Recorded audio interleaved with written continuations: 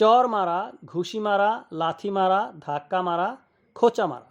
তো এগুলোর ইংরেজি কী? তো চলুন আমরা এখনই জেনে নেই এগুলোর ইংরেজি কী। চর মারা এর ইংরেজি হচ্ছে স্ল্যাপ, আর ঘুষি মারার ইংরেজি ফিস্ট। লাথি মারা এর ইংরেজি হচ্ছে কিক, ধাক্কা মারার ইংরেজি ফোস, আর খোঁচা মারার ইংরেজি হচ্ছে ফোক। ঠেলা মারা, টান মারা, চাপ মারা, গোতা মারা, খামচি মারা। তো এগুলোর ইংরেজি কী? তো চলুন আমরা এখনই দেখে নেই এগুলোর ইংরেজি কী। তো ঠেলা মারার ইংরেজি হচ্ছে সোয়াইপ, আর টান মারার ইংরেজি ফোল, চাপ মারার ইংরেজি হচ্ছে প্রেস, আর গোতা মারার ইংরেজি বাট। খামচি মারার ইংরেজি হচ্ছে ফিঞ্চ। রাতারাতি, গরম গরম, পদে পদে, ধাপে ধাপে, পাশাপাশি। তো এগুলোর ইংরেজি কী? তো চলুন এখনই আমরা জেনে নেই এই শব্দগুলোর ইংরেজি কী। তো রাতারাতি এর ইংরেজি হচ্ছে ওভারনাইট। গরম গরম এর ইংরেজি পাইপিং হট। আর পদে পদে এর ইংরেজি হচ্ছে অ্যাট এভরি স্টেপ। ধাপে ধাপের ইংরেজি স্টেপ বাই স্টেপ। আর পাশাপাশি এর ইংরেজি হচ্ছে সাইড বাই সাইড। সময় মতো, সময় শেষ, যথা সময়ে, ছাড়ার সময়, অধিকাংশ সময়। তো এগুলোর ইংরেজি কী? তো চলুন এখনই আমরা জেনে নিই এগুলোর ইংরেজি কী। তো সময় মতো এর ইংরেজি হচ্ছে ইন টাইম। সময় শেষ এর ইংরেজি টাইমস আপ। আর যথাসময়ে এর ইংরেজি হচ্ছে ইন ডিউ টাইম।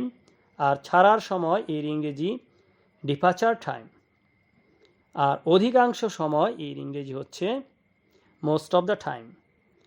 বেতন, মজুরি, কামাই, উপার্জন, অধিবৃত্তি। তো এগুলোর ইংরেজি কী? তো চলুন এখন আমরা শিখে ফেলি এগুলোর ইংরেজি। তো বেতনের ইংরেজি হচ্ছে স্যালারি, মজুরির ইংরেজি ওয়াজেস, কামাই এর ইংরেজি হচ্ছে ইনকাম, উপার্জনের ইংরেজি আর্নিং, আর অধিবৃত্তি এর ইংরেজি হচ্ছে বোনাস। অর্থ পাচার, নারী পাচার, শিশু পাচার, মেধা পাচার, পাচার। তো এগুলোর ইংরেজি কী? তো চলুন এখনই আমরা শিখে ফেলি এগুলোর ইংরেজি। অর্থ পাচার এর ইংরেজি হচ্ছে মানি লন্ডারিং। নারী পাচারের ইংরেজি উইমেন ট্রাফিকিং। আর শিশু পাচারের ইংরেজি হচ্ছে চাইল্ড ট্রাফিকিং। মেধা পাচার এর ইংরেজি হচ্ছে ব্রেন ড্রেন। আর পাচারের ইংরেজি লন্ডারিং। বাটপার, বদমাস, বিয়াদব, মাতাল, কুলাঙ্গার। তো এগুলোকে ইংলিশে কিভাবে আপনি বলবেন? তো চলুন আমরা এখনই জেনে নেই এগুলোর ইংরেজি কী।